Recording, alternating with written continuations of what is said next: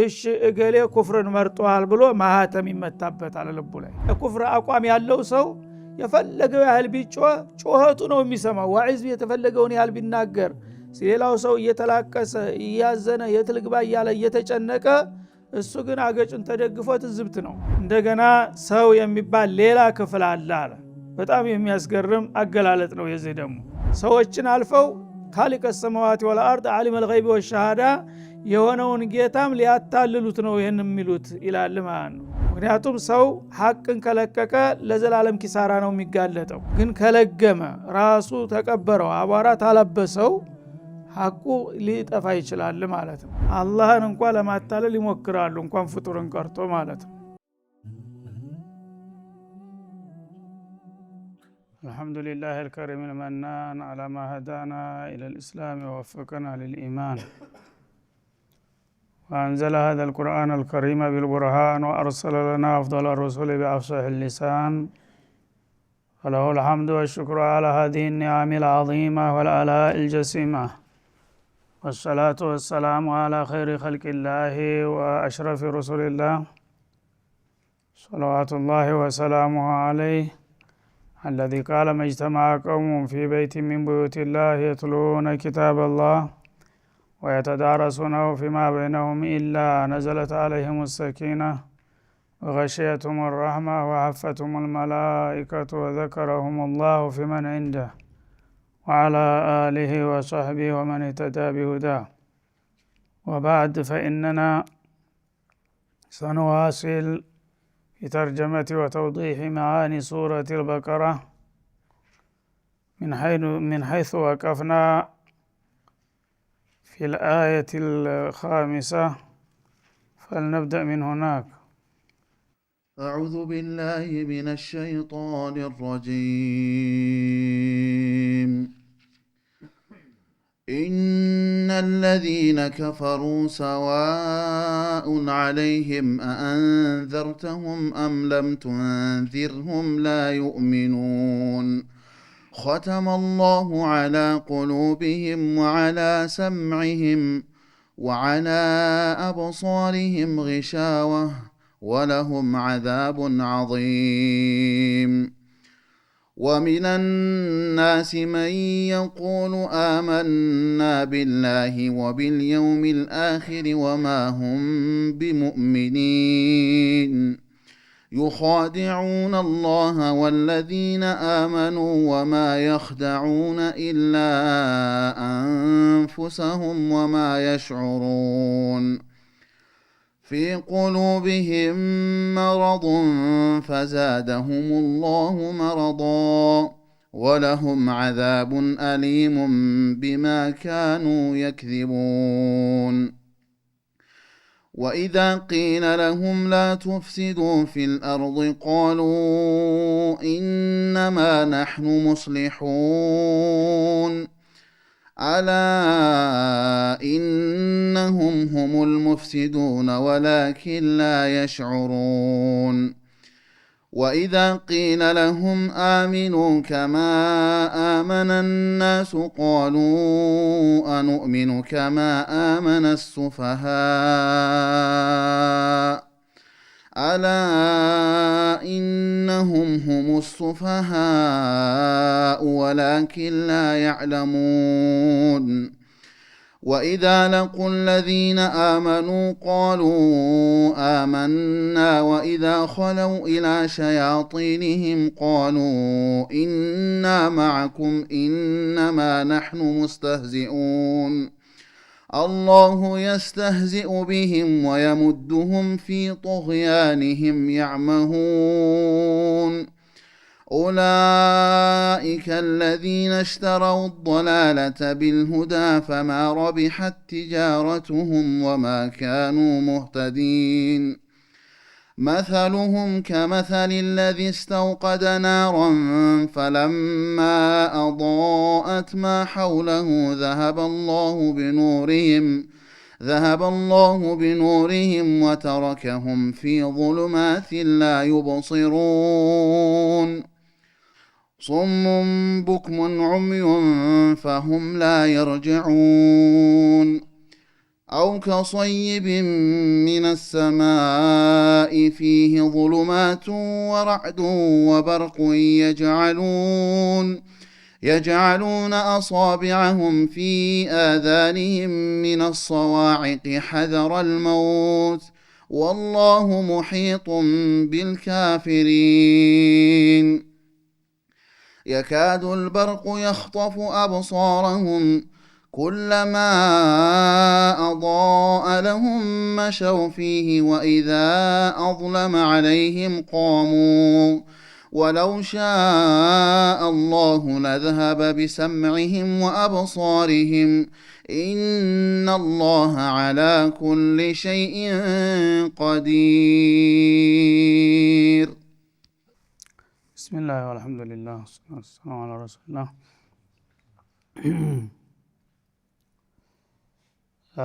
እንግዲህ አላህ Subhanahu Wa Ta'ala መልካም ፈቃዱ ሆኖ የመጀመሪያውን ዙር ታጠናቀቅን በኋላ ወደ ሁለተኛው ዙር በመመለስ ባለፈው በ15 ቀን ላይ አዲስ ጀምረናል። ብዙ ጊዜ ጀማዓው እንግዲህ የሚገኘው ጁሙአ ነበረ እንደሚታወቀው። ያው በመደዳው መሄድ ስላለብን ብዙ ሰውም ቢያመልጠው የግድ ያው የደርሱን ስርዓት ቀጥለን መሄድ አለብን። በተለይ ዛሬዎቹ አያቶች ብዙ ሰው ያውቃቸው በጣም ፍላጎታችን ነበረ። ባለፈው እንግዲህ መግቢያ ላይ አላህ Subhanahu Wa Ta'ala የሰው ልጆችን በዚህ ቁርአን 3 መደብ አድርጎ እንዳስቀመጣቸው ጠቅሰን ነበረ። መግቢያው ላይ ሰዎች ከዚህ ሊያልፉ አይችሉም። ወይ በጣም ግልጽና ንጹህ የሆኑ አማኞች ወይም ደግሞ የለየላቸው ከሃዲዎች ወይም በመሐከል ሙዘብዘቢነ በይነ ذلك لا اله الا ولا اله الا እንዳለው በመሐከል ከሁለቱም ኖርባይ አስመሳዮችና አታላዎች ነው። في كل زمان ومكان የሰው ልጅ ከዚህ ውጭ ሊሆን አይችልም። ስለዚህ እነዚህን አያቶች ተገንዝበን ራሳችን የትኛው መደብ ላይ እንዳለን ማግኘት ግድ ይላል። ከዚህ ውጭ ሊሆን አይችልም ማለት ነው። ወይም ሙቂኒን ከሚላቸው የመጀመሪያዎቹ ወዳጆቹ ባለፈው ደርስ ያው የተመለከትነው ማለት ነው። አላህ Subhanahu Wa Ta'ala ሙተቂን፣ ሙቂኒን፣ ሙፍሊሁን በማለት የተለያዩ ማዕረግና ክብር ስሞች የሰጣቸው እነሱ ባህሪያቸው ምን እንደሆነ ያው ተመልክቷል ባለፈው ማለት ነው። ዛሬ ደግሞ በቀጥታ መጀመሪያ ላይ በሁለቱ ተከታታይ አያቶች የለየላቸው ከሃዲዎች እነሱ ባህሪያቸው ምን ይመስላል፣ ውጤታቸውስ ምን ይሆናል የሚለውን በሁለት አያት ይመለከተዋል ማለት ነው። ያለፉት 4 አያቶች ወስደው ነበር። ከዛ ቀጥሎ መሃል ሰፋሪ የሚባሉትና በጥባጮቹ አባጮቹ እነሱ በጣም ውስብስብ ባህሪ ስላላቸው ሁለቱንም ወገን ሰላም የማይሰጡ ለዲኑ ወይም ለእንትኑ ብቻ ሳይሆን በአጠቃላይ ለሰው ልጅ ደህንነትም ጭምር ጸር ስለሆኑ ሁሉም ሰዎች እንዲያውቋቸውና እንዲጠነቀቋቸው አላህ Subhanahu Wa Ta'ala ሰፋ ባለመልኩ እስከ 20 ቁጥር ድረስ አሁን የተነበቡት አያቶች ያው በእነሱ ዙሪያ ይሆናል ማለት ነው። እንግዲህ እንደሚታወቀው ካፊር ተሁሉም የከፋ ነው። ከመሆኑም ጋር አላህ Subhanahu Wa Ta'ala ያወቁት ጥላት ከወዳጅ ይቆጠራል እንደሚባለው ለሙእሚኖች ግልጽ ነው። ተካፊር ሌላ የሚጠብቀው ነገር የለም። መጥፎ ቢሰራ መጥፎ ቢያወራ የሚችለውን ሁሉ ግፍ ቢፈጽምብህ ጥላት እስከሆነ ድረስ ጠቢዒ ተጥላት ምን ትጠብቃለህ? ግን ትልቁ ችግር ምንድነው? መሃል ሰፋሪና ሁሉንም እያጣቀሱ በአንድ ጎናቸው አማኝ መስለው በሌላ ጎናቸው ከሃዲዎች ጋር የሚወግኑና የሚያጨበጭቡ እነዚህ በጣም ጸረ ህዝብ ናቸው ማለት ይቻላል ማለት ነው። ስለዚህ እነዚህን ወገኖች ሁለቱንም ወገኖች ነው የሚያታልሉት። አማኞቹንም እነሱ ጋር ሲሄዱ ያው ወደፊት እንደሚገልጠው አማኝ መስለው ይቀርባሉ። ከሃዲዎችንም ደግሞ እኛ ለእናንተ ታማኝ አገልጋይ ነን ይላሉ ማለት ነው። ከዛ አልፈው ይኻዲዑን አላህ ይላል። አላህን እንኳን ለማታለል ይሞክራሉ እንኳን ፍጡርን ቀርቶ ማለት ነው። በጣም እንግዲህ የከፋ አደገኞች በመሆናቸው የሰው ልጆች ሁሉ ጊዜ የሚበሉና የሚታለሉት በእነዚህ ክፍሎች በመሆኑ እነዚህን ሰዎች በየዘመኑና በየሀገሩ እወቋቸው ተጠንቀቋቸው ለማለት አላህ Subhanahu Wa Ta'ala 13 አያቶች ያስቀምጣል። ለሙእሚኖቹ 4 ብቻ፣ ለካህዲዎቹ 2 ብቻ፣ ለነዚህ ግን 13 አያት ያስቀመጠ ማለት ነው። ያው በዚህ ሱራ ብቻ ማለት ነው ገና በመግቢያ ደረጃ። በሌላው ሱራ እንደምታውቁ ሱረቱ ኒሳ ላይ በሰፊው ነው ስለ ሙናፊቅ የሚያትተው ማለት ነው። ሱረቱ ተውባ ላይ ደግሞ የባሰ ነው ወሚንሁም እያለ ከዛ ሱረቱል አህዛብ ላይ ከዛ ቀጥሎ ራሱን የቻለ ሱረቱል ሙናፊቁን በስማቸው የሚጠራ ይሄ ሁሉ እህቲማም ምንድነው የሚያሳየው የሙናፊቅንና ኖርባይ አስመሳይ ምን ያህል አደገኛ መሆኑን ሙእሚኖች ሁሉ ጊዜ እንዲነቁና እንዲጠነቀቁ ለማድረግ ነበር። ግን የሁሉ ተደርጎም ሙእሚኖች እስካሁን ድረስ በዚህ ክፍል ሲታበጡ የሚኖሩ መሆናቸው አልቀረላቸውም ማለት ነው። እና እነለዚነ ከፈሩ ይላል። ያ ወደ ሁለተኛው ቡድን ስንገባ እነዚያ የካዱት ወይም ሐቅን በባጢል የሸፈኑት ማለት ነው። ከፈራ ማለት ሰተረ ወዝነ ወማና ከፈራ ሰተረ ማለት ነው። እነለዚነ ሰተሩ الحق بالباطل ማለት ነው። እንግዲህ ሰተሩ በከፈሩ በሚል ቃል ያበረው ለምንድነው? ማንኛውም ሰው በተፈጥሮው ሐቅና ባጢል አይጠፋበትም ከፈለገ ለማወቅ። ግን ከለገመ ራሱ ተቀበረው አቧራ ታለበሰው ሐቁ ሊጠፋ ይችላል ማለት ነው። ግን በተፈጥሮ አቂል እንደመሆኑ ሰው ሐቁ ጠፍቶበት ሳይሆን ወይም ሐቁ ሞቶ በመቶ ባጢሉ ሐቅ መስሎት ሳይሆን ሐቁን እያወቀ ያን ነገር ሊገረድማ ለማንኛውም ዓላማ ለስውር ዓላማ ሲባል ወይም ለጊዜያዊ ጥቅምና ስም ሲባል ሐቁን አውቀው በባጢል የሚሸፍኑ ይላቸዋል ማለት ነው። እና ሰው በተፈጥሮ ሐቅን ያውቃል። ማንኛውም ካፊር አፍጀረ الناس ብትለው ሹዒ እንኳን ብትል ጌታ ጭራሽ የለም የሚለው وفي قرارة نفسه ውስጡን ጌታ እንዳለ ያውቃል ማለት ነው። ማንም እንደፈጠረው አያጣውም። ግን ያንን ነገር ሊገረድማ ይደብቀዋል ማለት ነው። ጌታ የለም ብዬ ካደናገርኩኝ እንዲህ አይነት ነገር ይሳካልኛል ከሚል ተነስቶ እንጂ እውነቱን አጥቶት እንዳልሆነ ያሳያል ማለት ነው። ስለዚህ ኩፍር በማዕና ሰትር ይመጣል። እነ الذين كفروا ማለት አይ ሰተሩ الحق بالباطل كما قال سبحانه وتعالى ከመተል غيث اعجب الكفار نباته ይላል። ኩፋር እዛ ቦታ ላይ የካፊር ጀምዕ ነው እና ኩፋር ያላቸው ካፊር ሆነው ሳይሆኑ ገበሬዎችን ነው ኩፋር ያለው እዛ ቦታ ማለት ነው። ሙስሊምም ቢሆኑ ለምን لانهم يسترون البذر تحت الثرى አዘሪቱን ሲዘሩ አፈር ያለብሱታልና ነው። ስለዚህ አሁንም ሐቅን የሚቀብሩ ሰዎች ሐቅ ቀባሪዎች ናቸው በመሆናቸውም እነ الذين كفروا አላቸው ማለት ነው። ሰዋኡን አለይሂም እና እንዲህ አይነቶቹ ግፈኞችና በደለኞች የራሳቸው ጥላት የሆኑ የማንም ጥላት ከመሆናቸው በፊት እነዚህ ክፍሎች የራሳቸው ጥላት ናቸው። ምክንያቱም ሰው ሐቅን ከለቀቀ ለዘላለም ኪሳራ ነው የሚጋለጠው። ስለዚህ የመጣው ይምጣ ለዚህ ጉዳይ ልስንል ይሄን ነገር ሐቅን ማስተባበል አለብን መቃወም አለብን የሚል አቋም ሲይዝ አንድ ሰው መጀመሪያ ከሁሉም በፊት የራሱ ጥላት ነው የሚሆነው። ራሱን ለአደጋ ነውና የሚያጋልጠው ማለት ነው።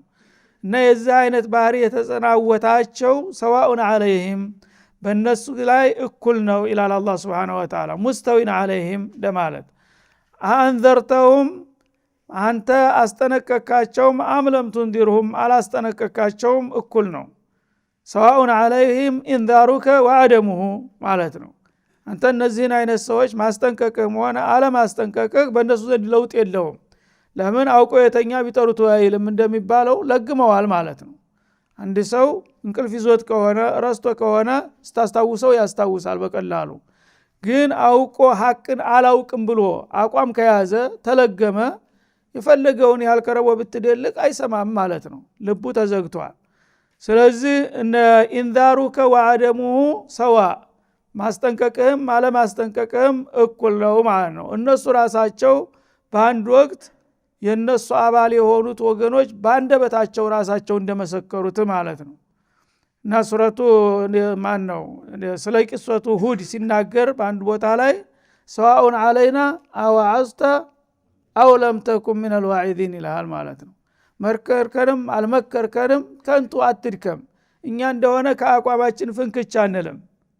የራሳቸው የተናገሩት ማለት ነው። እና አንድ ሰው እንግዲህ አውቆ ተለገመና ባጢልን ተመረጠ፣ ከዛ በኋላ በቃ ምንም ነገር መቅሉብ ነው አስተሳሰቡ ማለት ነው። ሐቁ ባጢል፣ ባጢሉ ሐቅ፣ ኸይሩ ሸር፣ ሸሩ ኸይር ሆኖ ነው የሚታየው እሱ ዘንዳ። ስለዚህ መካሪ የፈለገውን ቢመክር ቢገስጠው እሱ ዘንዳ እኩል ነው ይላል።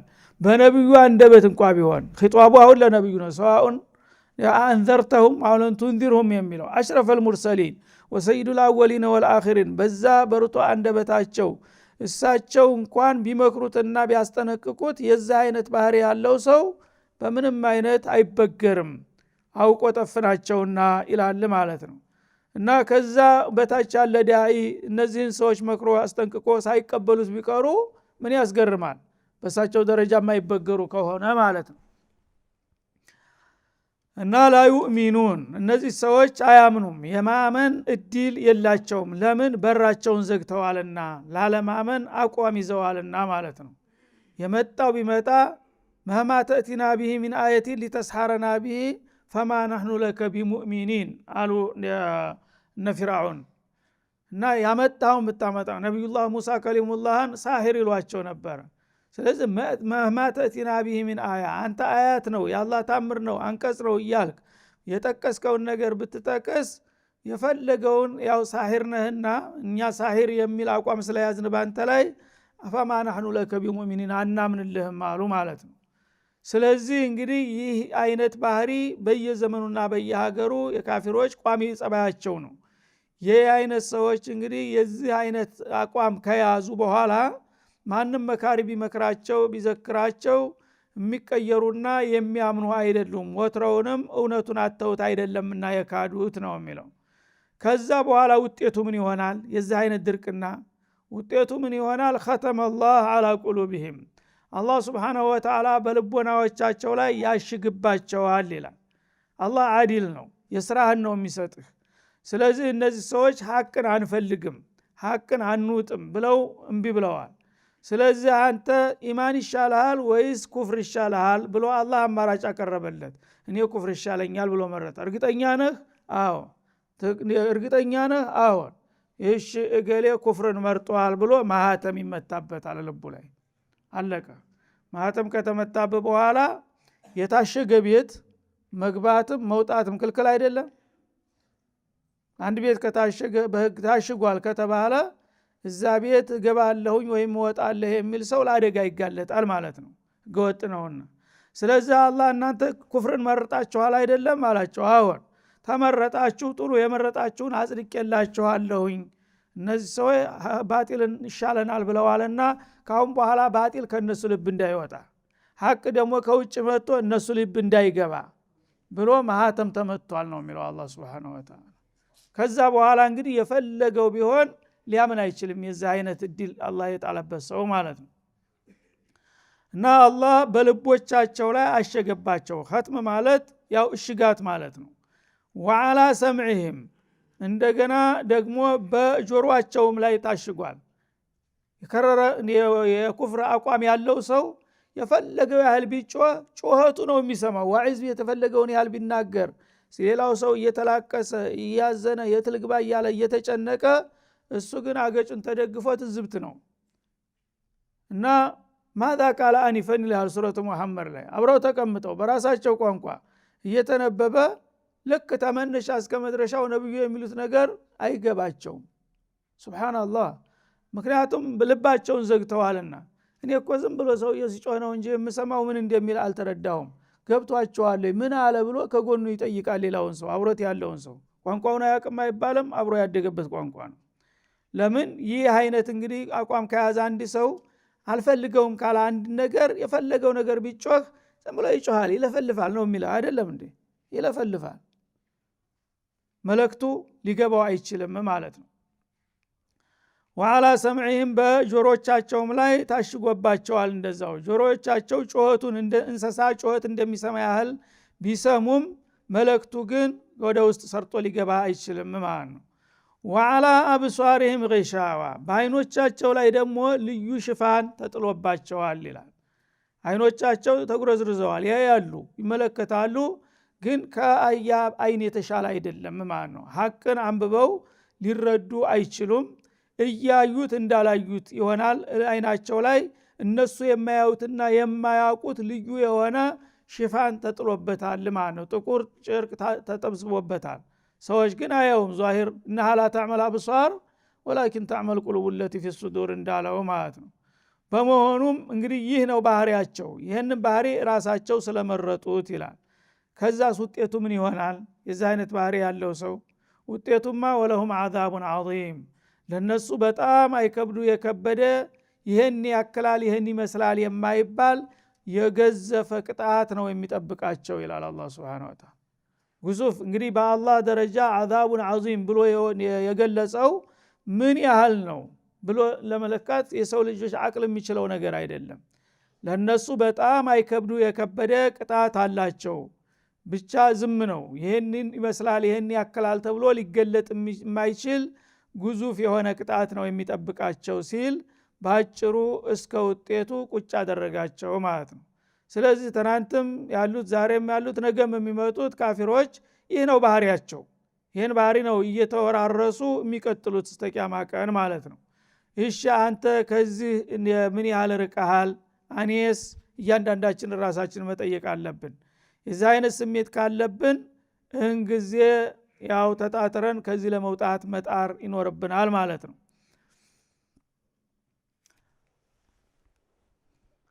ከዚያ በኋላ ወደ ሶስተኛው ቡድን ሊሻገር ነው። ወሚን الناس ይላል ከሰዎች አለ ወይጀዱ بعض الناس እንደገና ሰው የሚባል ሌላ ክፍል አለ። በጣም የሚያስገርም አገላለጥ ነው። የዚህ ደግሞ ተሰዎችም አለ መን የቁል የሚል አመና ቢላህ በአላህ አመን የሚል መግለጫ የሚሰጥ ሰው ታገኛለህ ይላል። ወቢልየውሚል አኺር በመጨረሻም ቀን ሰው ከሞተ በኋላ ተነስቶ በሰራው ስራ ይጠየቃል ይመነዳል የሚለውንም ተቀብለነዋል እያሉ መግለጫ የሚሰጡ አሉ አለ። ይህ አባባላቸው መልካም ነበር፣ ያስነውራል። በአላህ አመን በመጨረሻ ቀን አመን ማሻአላህ መልካም መግለጫ ነው። ግን እንደዚህ የሚሉ አሉ አለና ችግሩ ምን ላይ ነው? ወማሁም ቢሙእሚኒን አማኞች ግን አይደሉም ይበሉ እንጂ እኔ ውሸታሞች እንደሆኑ መሰክርባቸዋለሁ አለ አላህ Subhanahu Wa Ta'ala። እና እምነትን የምላስ ጫፍ ቋንቋ አድርገው ነው እነሱ የሚወስዷት ማለት ነው። አፈጮሌዎች ናቸው። ሙስሊሞቹ የሚሉትን ሻሃዳ ከተናገሩ ኢማን ይኸው ነው መነሻው መድረሻው ማለት ነው። ስለዚህ ቀንጨባ አድርገው ታርካን الኢማን ሁለቱም ብቻ ተቀሱልህ ማለት ነው። መነሻና መድረሻው የመጀመሪያው አመና ቢላህ ወቢልየውሚል አኺር ወመላኢከቲ ወኩቱቢ ወሩሱሊ አያስፈልግም። ያ መነሻና መድረሻውን ተያዝን ምንም ችግር የለም። ለመግለጫ እንኳን ራሱ ሁለት ነጥብ ነው ከስድስቱ የተመረጠው ማለት ነው። በአላህ አመን ይላሉ በመጨረሻውም ቀን ይላል። اختصار አደረጉት ማለት ነው። በአላህ አመን በመጨረሻውም ቀን አህም ኒቃት እነዚህ ናቸው። እርግጥ ታርካን الኢማን በአላህ ማመንና በመጨረሻ ቀን ማመን ወሳኝ ናቸው። እነዚህ ከሌሉ ሊሳካ አይችልም ማለት ነው። ሌሎችን እንኳን ተቀበልኩ ቢል ችግራቸው ግን እነሱ በመላሳቸው ብቻ ነው ይሄን ነገር የሚሉት የሚያዝየሙት ይላል። መየቁል ነው ያለው። ወሚን الناس መየቁል መይصدق አይደለም ማለት ነው። የሚሉ አሉ አሲበና ሰው አየቁሉ አመና ወህም ላይ ፍተኑን እንዳለው እነሱ በቃላቸው መግለጫ ከተሰጠ ሰው ወዳቸውን አያይምና በዚህ መልክ ያው እናስመስላለንና እናታልላለን ብለው እንደናንተው የመፈከር ያሰማሉ አምነናል እያሉ በተወሰነ ነጥብ ቢሆን ማለት ነው። ግን እነዚህን ተቀበለናቸዋልና አምነናቸዋል የሚሉትንም ነጥቦች እንዳላመኑ እንዳልተቀበሉ እኔ ያውቃለሁ አለ አላህ Subhanahu Wa Ta'ala። ታዲያ እነዚህን ነገሮች ያልተቀበሉና ያልተስማሙ ከሆነ ለምንድነው አመና የሚል መግለጫ የሚሰጡት የተባለ ይመስል መልስ ይሰጣል ማለት ነው። እንግዲህ ሰው ግዴን ቃል ካልተነገራችሁ በስተቀር እንፈልጣቸዋለን፣ እንቆርጣቸዋለን፣ እንገላቸዋለን፣ እናቃጥላቸዋለን ያላቸው ሰው አለ? ለምንድነው አመና ብለው እምነቱ ሳይኖር ይህን መግለጫ የሚሰጡት ብትል يخادعون الله አለ ሱብሃንአላህ። الجريمة الكبرى የባሰው አላህ በእነሱ አስተሳሰብ አላህን ሊያታልሉ ነው ይላል። ሰዎችን አልፈው ካሊቀ ሰማዋት ወልአርድ ዓሊመል ገይቢ ወሸሃዳ የሆነውን ጌታም ሊያታልሉት ነው ይህን የሚሉት ይላል ማለት ነው። ሙኻዳዓ ማለት ሙፈዓላ ነው። እንደሚታወቀው አንተ አንድ ጓደኛህን ድብብቆሽ ቁማር እንደምትጫወተው አንተ አንድ ዘዴ ቀይሰህ ታቸንፈዋለህ፣ እሱ ደግሞ ይገለብጣል። በሆነ ልክ የጓደኛ ስራ ነው ሙኻዳዓ ማለት። አንተም ታታልለዋለህ፣ ትከዳዋለህ፣ እሱም ይከዳሃል። ግን እነሱ አላህን እንደ ተራ ነገር አድርገው እንደ ጓደኛ ይህን ቃል ከተናገርን በአላህና በመጨረሻ ቀን አምነናል ካል ለሙእሚኖቹ የሚያደርገውን ሁሉ ያደርጋል የሚሉ ይመስላሉ አላህን ሊያታልሉ። በዱንያም እንግዲህ አማኑ ኢማኑ ሁሉም ነገር በኢማን መወደስ መመጎሱ ለሌሎቹ እንደሚሰጥ ለኛም ይሰጣል። በአኺራም ጀነተል ፊርደውስ እኛ ነን አለንበት ለማለት አላህን በቃል ሊደልሉትና ሊያታልሉት ነው ይሄን የሚሉት ይላል። ዩኻዲዑን አላህ ወለዚነ አመኑ በተጨማሪ አማኞቹን ነብዩንም ጨምሮ አማኞቹን ሊያታልሉ ነው እንጂ የሚሉት እውነት አምነው አይደለም ይላል። ዋናው ኢላማቸው ሙስተደፈል አወል ማን ነው? በዚህ ስራ አላህ ረብል ዓለሚን ነው። አላህን እናታለዋለን፣ እግር መንገዳችንን ደግሞ እነዚህ ጅሎች ሙስሊሞች ላ ኢላሃ ኢለላህ ያለ ሰው ሁሉ ወንድሜ ነው እያለ ገፍ ስለሚል እነሱንም እንሰራላቸዋለን ብለው ነው ይህንን የሚንቀሳቀሱት ይልሃል ማለት ነው። እና እንግዲህ አላህን ሱብሓነሁ ወተዓላ ለማታለል የሚሞክር ሰው ማንን ይምራል ብለህ ታስባለህ? ማንን ይፈራል ብለህ ታስባለህ? እና አላህን ሱብሓነሁ ወተዓላ ሊያታልሉ ነው የሚሞክሩት። ወለዚነ አመኑ አማኞቹንም እንደዛው ይላል። ክፍለ ጊዜው ስለተገባደደ እዚሁ ላይ እንቆመና ተአፍታ ረፍት በኋላ ኢንሻአላህ እንመለሳለን። ወሰለላሁ ዐለ ነብይ